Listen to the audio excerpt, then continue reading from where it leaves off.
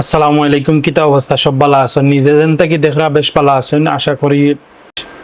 জুলাই যে আন্দোলন হয়েছিল এগুলো 2 বছর পূর্তি উপলক্ষে দেশ বিদেশে সব যারা মুক্তিকামী মানুষ আসলা তারা এই দিবসে পালন করা।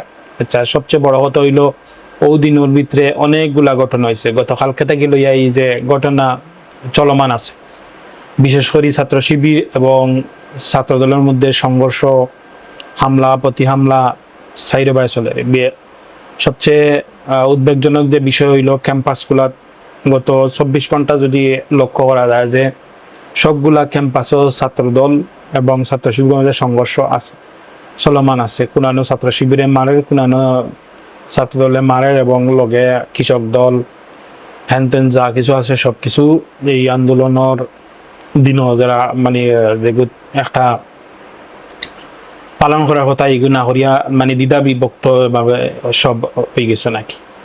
তো ইগু বিশেষ করে যারা আন্দোলন করছিল, যারা সাধারণ জনগণ নামছিল আন্দোলন এই দেশের মুক্তির লাগি, শেখ হাসিনার যে দীর্ঘ 15 বছর যে শাসন আছিল এই শাসন থাকি বাঁচার লাগি, মানুষের অধিকার আদায়ের প্রচেষ্টা লাগি তারা কিন্তু আশাহত।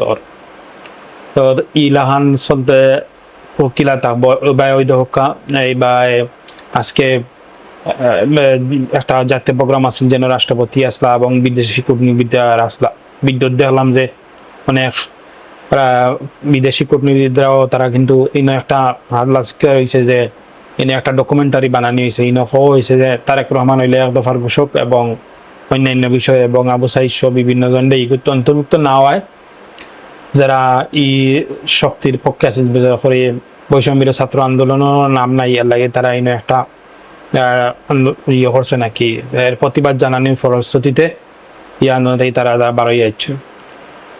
তো গুরুত্ব আসিল বিষয়গুলা আসলে এগুলো হইলো বাবার বিষয়। এখনো 2 বছর হয়েছে না, ইতিহাস বিকৃতি সহ বিভিন্ন ধরনের সমস্যা জড়িত গত 24 ঘন্টা এইগুলা কিন্তু মারাত্মক হারে বোঝা যায় যে বিশেষ করে সোশ্যাল মিডিয়া যদি দেখুন যে একে অন্য খেতাই সে বড় সেখারে মারল ইলাখানা বাড়ায় ওরা যত কথার পর্যায়ে যার গিয়ে। যাই হোক, আজকে আমরা যে জিনিসটা আলোচনা করবো যে 1 আগস্ট 2024 যে শেখ হাসিনার পতন হইল এর মূল কারণ 3 দিনের মানে 72 ঘন্টায় যে একটা 15 বছর শাসন ব্যবস্থা এটা দ্রুত গতিতে নামি গেল, এর একটা নির্দিষ্ট জিনিস নিয়ে আলোচনা করব। তো 1 আগস্ট 2024 দুপুর 2:30টার সময় ঢাকার সড়কগুলা একবারে মানুষের মানুষ আসলা, লাখ লাখ মানুষ বাদ ভাঙ্গা জোয়ারের মতো তারা গেছেন, গণ সংশোধনে গেছেন।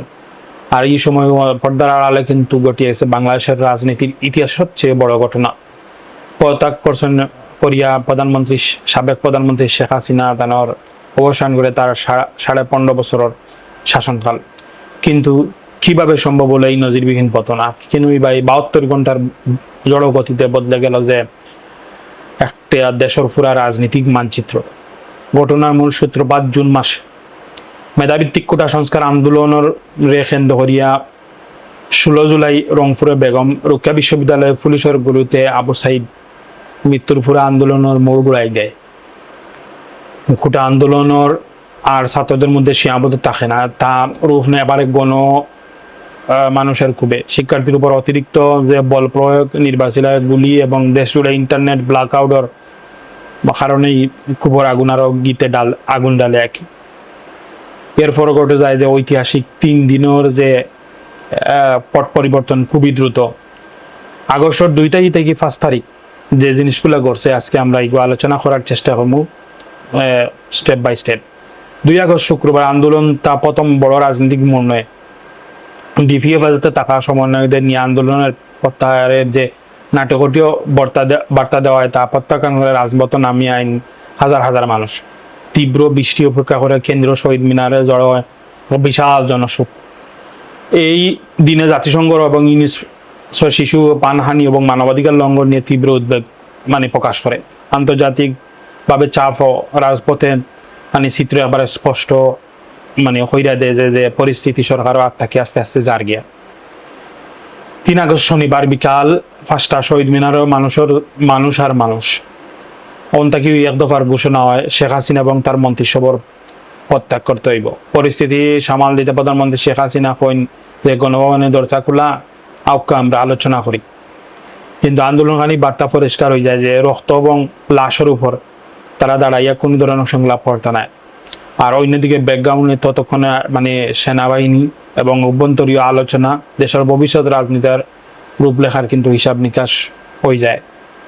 4 আগস্ট রবিবার স্বৈরাচারী শাসনের বিরুদ্ধে শুরু হওয়া একবারে সর্বাত্মক অসহযোগী আন্দোলনের মতো হয়ে যায়। এটি ছিল গত 1 মাসের মধ্যে সবচেয়ে রক্তক্ষয়ী এবং সহিংস আন্দোলন বা সহিংস দিন আর কি, যেটা হয় সারা দেশ ও সংঘর্ষগুলিতে হাজার হাজার মানে মানুষ প্রাণ হারান, শতাধিক মানুষ। সরকারি পরিস্থিতি নিয়ন্ত্রণ অনির্দিষ্টকাল লাগি নৈশকালীন কারফিউ তারা জারি করেন। পাশাপাশি 4G মোবাইল ইন্টারনেট তারা পুরাপুরি বন্ধ করিয়া দেয়।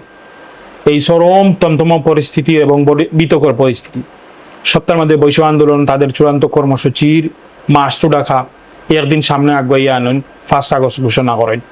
1 আগস্ট সোমবার আছে 2024 বোর হইতে হইতে ইতিহাসের পাতায় একবারে যুক্ত হয়ে নতুন অধ্যায়। মানুষ একবারে তিন প্রথম নিরাপদা, যেহেতু ইন্টারনেট নাই, সাথে কিচ্ছু নাই, এর লগে কারফিউ চলে।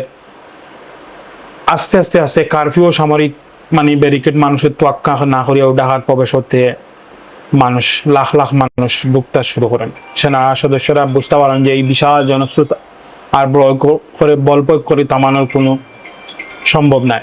উপরে একটা নাগাদ ঘটনা মূল চূড়ান্ত পরিণতিতে পরিস্থিতি সম্পূর্ণ আচ্ছালা হইয়া হইলে সামরিক বাহিনীর পরামর্শ প্রত্যাগপত্র স্বাক্ষর দেন শেখ হাসিনা। ছোট বোন দেহানারে লইয়া তাই সামরিক হেলিকপ্টার হিসেবে দেশ ত্যাগ করতে ভারতে আশ্রয় নেন। বিকাল 4টার জাতির উদ্দেশ্য ভাষণ দেন সেনাপ্রধান জেনারেল ওয়াকারুজ্জামান। শেখ হাসিনার প্রত্যাগ খবর নিশ্চিত করেন এবং অন্তর্বর্তী সরকার ঘটনা ঘোষণা করেন। ততক্ষণে মানুষ আর মানুষ মানে গণভবন, প্রধানমন্ত্রী কার্যালয়, জাতীয় সংসদ ভবনের দ্বারা হামাই গেছে। রাতে জাতির উদ্দেশ্যে ভাষণ রাষ্ট্রপতি ও সেনাবাহিনী রাজনীতির আলোচনার ভিত্তিতে সংসদ বিলিপ্ত পথ সুগম করেন। এই ঘটনায় রয়টার্স এবং তারা কয় যে জনতার খুবই 15 বছরের ছোট্ট শাসনের প্রথম হিসাবে বিবিসি তাদের বিশ্লেষণে একটি ছাত্রদের অন্য প্রতিরোধ বলে উল্লেখ করছে। আল জাজিরা কইছে যে বাংলাদেশের সেনাবাহিনীর কৌশলগত অবস্থান রাখা মাত্র 72 ঘন্টায় একটা 3 দিন রচিত হইল বাংলাদেশে অতুপপূর্ব অধ্যায়, যেখানে দিন 15 বছরের একটি ক্ষমতার ভিত্তি দশে ফরসি সাধারণ মানুষের প্রবল প্রতিরোধের মুখে অত্য আসিল। 1 আগস্টের যে বা এর আগর পূর্ববর্তী সময়ের যে ঘটনাগুলা